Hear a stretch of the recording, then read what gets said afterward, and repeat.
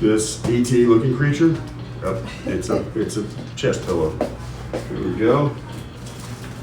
And perfect.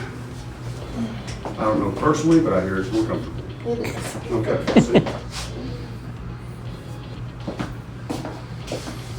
You can see how this is kind of tight and fast on this right side. Oh, yeah.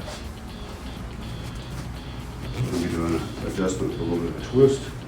Open that curve up, drop your shoulders for me, Linda. Oh, beautiful. Right there.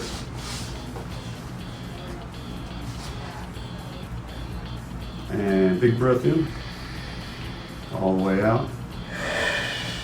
Drop your shoulders. Making me look good on camera. Come on up here for me. You don't make me feel good. Is it hurting? A little. Where at? Through here? Yeah, where it always does. Yeah. So she always has discomfort when we adjust her through there because that curvature and those muscle spasms. But she keeps coming back, so I'm gonna have to say that maybe after she gets adjusted, she feels better. Yeah. Go ahead and come on up here and have a seat for me.